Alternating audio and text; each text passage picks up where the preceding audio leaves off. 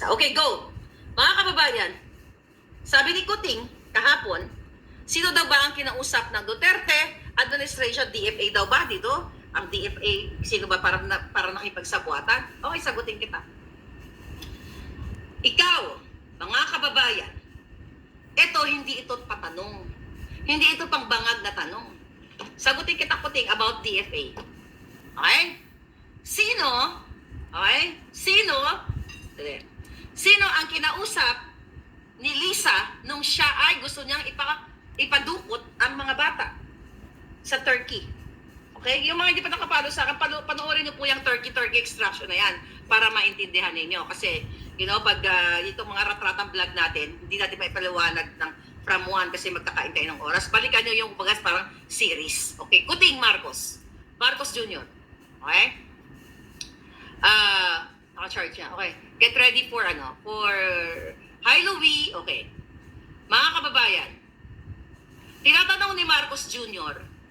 kung sino daw ba ang parang nakausap ni Pangulong Duterte, sino daw ba yung mga nakarinig doon sa DFA, doon sa secret agreement na sinasabi niya na hinahanapan niya ng dokumento. Okay, let's play. Ikaw, Marcos Jr., itong asawa mong hindot, ang asawa mong Cordoroy ang pagmumukha, ang asawa mong Satanas, at ito'y may basbas mo, nakipag-usap. Ito po, ulitin ko, this is video message. Pero sabi ko nga, binibitin-bitin natin ang mga ebidensya para maaratay na silang dahan-dahan. Itong ipaparinig ko, narinig nyo na to, karamihan sa inyo, ang ebidensyang boses. Okay? Hindi AI. Pero kung gusto talaga nilang malaman, sabi ko nga, I challenge them, kasuhan ako dito sa inaakusa ko kay Lisa. Listen. Hi, Louie. How are you? I'm here in Bacolod, campaigning for my hubby look with Marie Chris and a bunch of gay people. But anyway, the reason why I called you is I have a favor to ask you. We gave all the documents, not to Mila, but syempre iba pag tumawag ka. Tumawag ka. Francis Chua, Busis talaga ng lasinggera. Istanbul, in Turkey, so he went to court. The judge issued an order in his favor.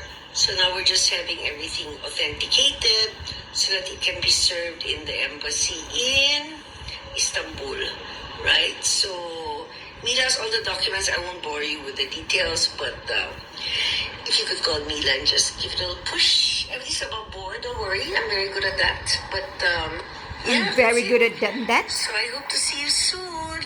Hi. Okay, narinig nyo? Ayan, Marcos Jr. Ang Yan. audio video yan. Pero susunod natin yung video, audio lang muna ngayon. Na si Lisa, Araneta, Marcos, Satanas, Judas, Estas, lahat na. Smuggler, lahat na. Ay, February 23 po yung audio na yan. Kinausap muli ang asawa ni Teddy Boy Locsin na si Louie Locsin. Kaya hi Louie yan. Para push, give a little push. Diba? Nag-asya ng favor para asikasuhin, gamitin ang abusong power ng DFA Secretary. Kaya pinatawagan ko si Locsin, dapat magpaliwanag yung isang julul na yan. Na si Lisa, kasi alam na nila na maluluto na yung panalo. Kaya itong mga Locsin, sumisip-sip din kay Lisa at binibigyan ng pabor para nga naman mabigyan uli ng pwesto pag si Marcos na ang maging presidente. True enough. Diba? Ginawa din siyang special envoy to China at ambassador. Ngayon, nagtatanong kasi si Marcos Jr. ng video man daw o ebidensya kung ano daw ba ang pinag-usapan ni secret agreement ni Pangulong Duterte within China. Ito muna. Okay? Masyadong broad yung China. Ito muna tayo. Ang asawa mong hunghang hindi to secret pero na-leak natin ang ebidensya sa inyo na parte siya ng pag-extract. Binali niya yung batas kasi kung talagang yung nanay o yung mga anak na legally pwede silang mapauwi sa Pilipinas dahil sa kung anumang mga kasalanan which is fabricated crime na ipaliwanag na natin yon, walang karapatan si Lisa Tanas na tumawag sa asawa ng DFA Secretary na ibigay diretso ang mga papeles at give a little push. Open your minds bilang isa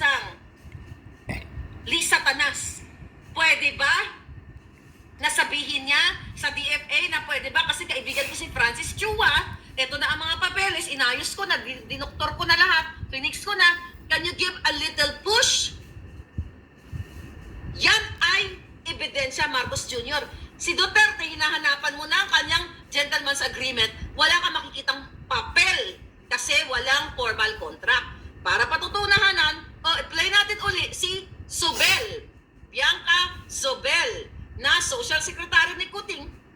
Again, yung unang video na pinlay ko, February 23, 2022, bago maupo si Kuting. Nung naupo na sila, during Duterte's time, ay hindi na-push actually yung pag-extract sa mga bata. Kaya nung sila na umupo, eto na. Play. Liz, hi. Sorry to bother you, but I just got a call from Thor, and they're a bit concerned because they've gotten an order now that the chief of ISAP is supposed to be changed by Tuesday, and there are people that are out to do some extraction. If it's possible to just keep the ISAP as is daw para hindi magulo yung extraction kasi 2 weeks pa yata or something like that. Or please call Thor.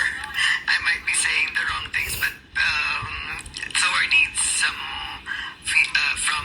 needs help from you. Thank you. Okay. Anong yan? Sa mga kapapasok lang, ang piniplay ko sa inyo yung mga audio. Yan, usapan yan ng Social Secretary ni Marcos Jr. Kung matino kayo, kung ginagamit nyo ang billions of neurons inyo, Social Secretary yan. Tumawag siya kay Lisa na sinasabi niya na i-hold muna ang pagpapalit ng intelligence chief sa AFP. Diba? Na wag munang galawin. Number 1 point. Mga palangga. Okay? Number 1 point. May karapatan ba, ang trabaho ba ng Social Secretary, mga kababayan, na kausapin si Lisa Marcos na i-hold muna ang pagpapalit sa ISAP? Okay, mga palangga? I-hold muna ang positioning ng mga ilalagay na tao. May karapatan ba si Lisa? May mandato ba si Lisa? Hindi ba dapat si Marcos Jr. yan? Pero bakit tumawag si Social Secretary para i-hold muna yung pag-change of chief ng ISAP? Kasi naka-out na raw ang mga tao o yung mga inutusan ni Lisa doon sa Turkey para dukutin o extract ang mga bata. Trabaho ba ni Lisa yan? Yan ba ay legal? Yan ba ay nasa konstitusyon na utusan ng isang social secretary, ang First Lady, na wag mo nang galawin ang pagpapalit ng tao sa AFP under ISAP? Diyan pa lang dapat gising na kayo. Diyan pa lang dapat gamit nyo na ang inyong Sindikatong presidente. di ba? Katunayan, noong February 23 at nang sila na umupo, na talagang si Lisa ay kriminal. Si Lisa ay kidnapper lahat. High crime yan. Serious crime yan. Na ang parusa niyan ay reclusion perpetual. Na ikaw ay naging mastermind ng pandurukot sa mga bata. Balikan nyo na isang vlog ko. Let's go to Governor Ito, matindi.